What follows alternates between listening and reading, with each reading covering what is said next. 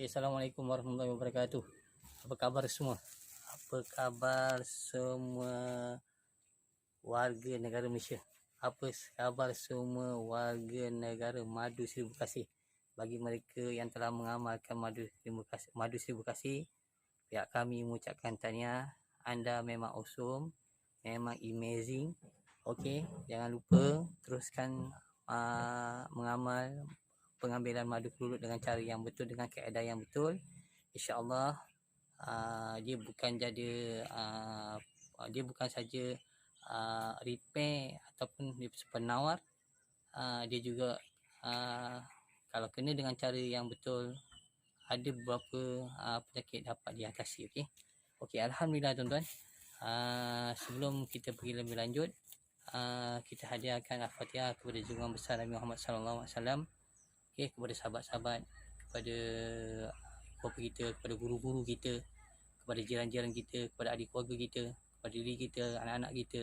Mudah-mudahan Allah Ta'ala lindung kita daripada segala perkara yang tidak diingini. Yang penting sekali Allah Ta'ala redha terhadap diri kita semua. Alhamdulillah, Allah Ta'ala ampun dan Allah Ta'ala redha. Okey, Al-Fatihah.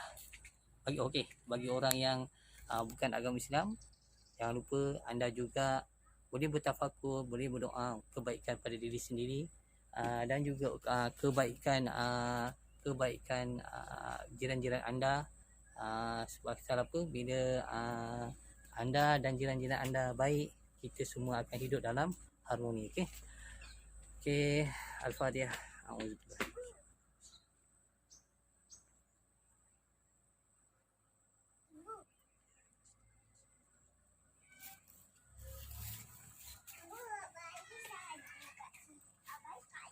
Okey tuan-tuan, saya perkenalkan diri saya Azmi bin Abdul Hashim, salah seorang daripada founder Madu Seribu Kasih. Kepakaran saya ialah membantu ibu bapa yang kasihkan ibu bapa mereka, yang kasihkan anak-anak mereka, okey, yang kasihkan datuk-datuk mereka, dengan cara kaedah pemakanan madu kelulut yang betul. InsyaAllah, dengan cara kaedah yang betul, orang yang kita sayangi, orang yang yang kita harapkan berada dalam sihat sejahtera sepanjang hari tuan-tuan. Okey, hari ini saya nak sikit perkongsian pada kita semua, perkongsian cara menyedut madu lah, cara menyedut madu. Tapi sebelum tu kita nak kongsilah apa advantage bila kita mendapatkan madu kelulut Seribu Kasih. Apa advantage dia? Okey, advantage dia, kita akan guna PPE yang betul. Okey, PPE yang betul. Juga perkara-perkara yang boleh menyebabkan hygiene, yang boleh menyebabkan perkara yang tak bagus pada penyediaan apa saja dalam bentuk pemakanan. Okey, kalau tuan-tuan tengok, kita ada baju. Kalau bagusnya, kalau orang yang nak buat kerja-kerja berkaitan dengan kelulut ni, berkaitan kelulut atau lebah, dia bagusnya memakai baju yang cerah. Okey, memakai baju yang cerah. Jangan pakai baju yang gelap. Pasal kalau kelulut dia minat pada benda warna yang gelap dan kelabu lah. So dia cepat attack dan dia cepat dan apabila dia terancam, kalau tuan-tuan perasan, dia akan semburkan satu sejenis apa tu dipanggil macam satu bahan yang melekit, kimia satu bahan yang melekit. Dia akan contohnya kalau kita tengok kat sini tuan-tuan, tuan fokuskan sikit. Okey, yang hitam ni adalah bahan yang dia lepaskan. Dia kalau lepaskan kat kita, jadi bahan-bahan ni melekit, akan kena pada baju kita. Kalau kita tengok, ini semua kesan-kesan daripada serangan ke atas baju kita lah. Okey, tak apa. Yang penting kita pakai pakaian yang cerah. Okey, kalau ada overall, kita pakai overall. Pastikan kita ada penutup kepala yang betul. Okey, jangan lupa kita ada sarung tangan. Kita gunakan sarung tangan juga. Tak kira lah sarung tangan getah ke sarung tangan plastik, tak ada masalah. Pasal apa yang kita nak beri kongsi ni, untuk mengambil madu kelulut ni, madu kelulut ia tidak seperti mengambil madu lebah yang lain.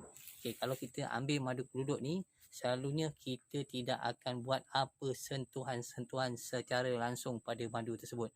Pasal apa?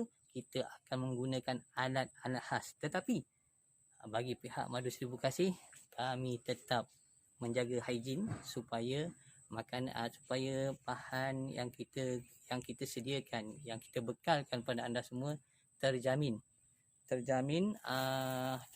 apa tu, kebersihan dia, okey, terjamin dia punya kebersihan dan cara kaedah-kaedah yang baik. Okey, sebelum tu saya nak beritahu kita juga ada satu topi keluluk lah, topi yang berjaring.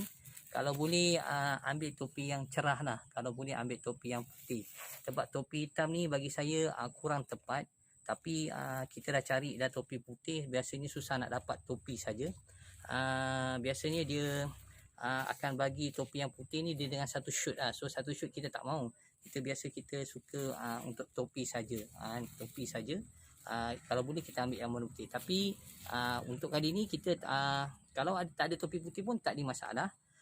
Kita boleh terus menggunakan topi ni sebelum kita nak buat pengambilan madu. Okey, just simple saja. Kita just sarung saja dalam kepala kita. Okey, kita sarungkan.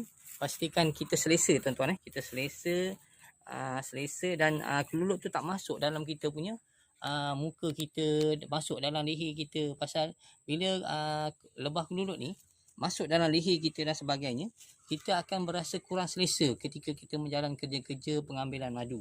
Okey, pengambilan madu. Okey, sekarang kita dah pakai dengan pakaian yang kita ada ni, kita dah lengkapkan pakaian kita. Seterusnya kita akan pakai sarung tangan ni tuan-tuan. Sarung tangan. Kita boleh guna sarung tangan plastik ataupun getah bagaimana yang saya beritahu tadi sebelum tadi.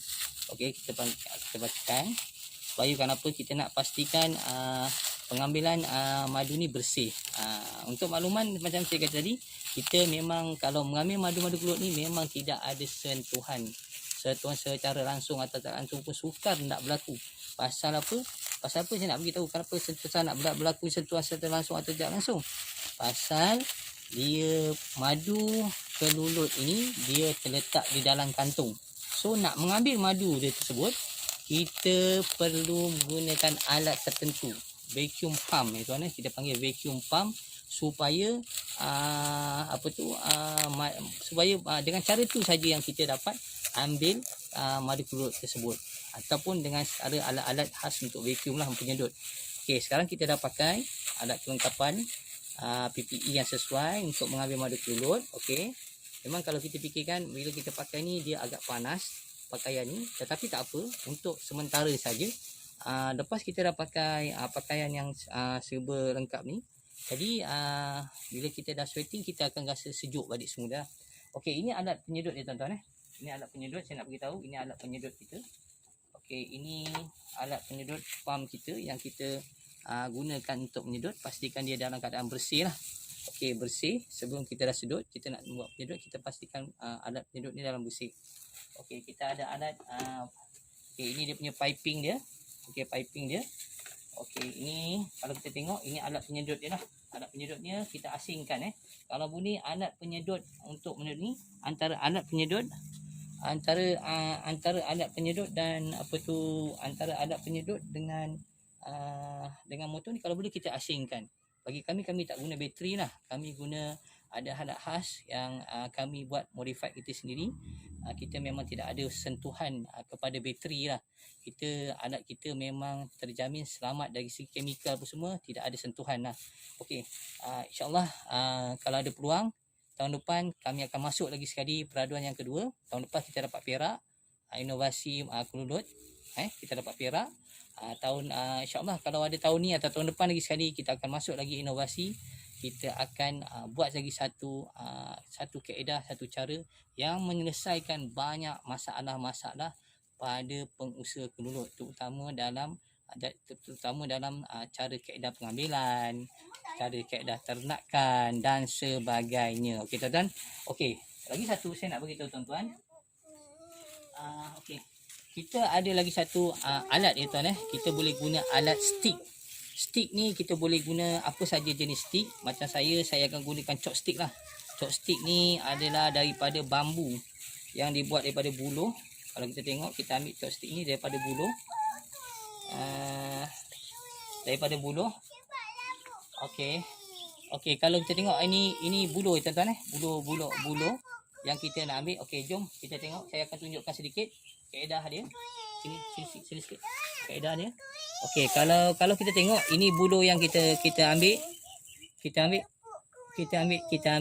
Okey, ini yang kita nak sedut. Ini penyedut kita. Okey, just kita on saja kita punya penyedut. Okey. Okey, kalau kita tengok ini pump kita dah mula dah on kita dah on kan. So, cara nak kaedah dia supaya kita mudah nak ambil. Okey, saya just tunjukkan kita ambil sedikit madu Madu yang ada dekat sini, kita just sapu saja. Kita sapu saja pada hujung ni lah, pada hujung madu ni. Tujuan dia bukan apa tuan-tuan. Tujuan dia kita memudah supaya bila kita buka ruang madu yang kita nak ambil tu sesuai. Okey. Okey, kalau tuan-tuan tengok kat sini, kalau kita tengok, kita nampak ni kan kantung madu. Okey, kantung madu yang ini semua belum cukup matang. Yang ini semua belum cukup matang yang kita buka ni. So kita tidak akan buat pengambilan pada madu yang belum cukup matang. Kita akan buat pengambilan madu yang telah cukup matang. Terutama kalau kita tengok madu kat sini tuan-tuan Kau nampak ni yang dah bertutup ni kan? Yang dah bertutup ni. Okey, kita akan buka dia. Okey, kita akan buka dia. Kalau kita nampak yang ni pun yang dah bertutup kan, kita akan buka dia. So bila kita buka dia, so kita akan sedut madu tersebut untuk kita harvestkan madu tersebut. Inilah madu yang kita akan ni. So, kalau tuan-tuan tengok kita sini tak melekat kita tak melekat. Okey tuan-tuan, sikit saja itu saja perkongsian yang saya nak tunjuk kat tuan-tuan.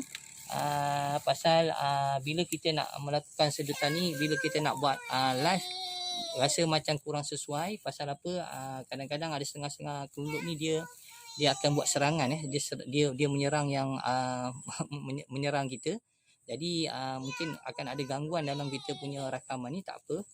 So kita akan sambung. Kita pun ada video-video sebelum ni kita kongsikan bagaimana cara lagi kita sedut madu. Okey, itu saja.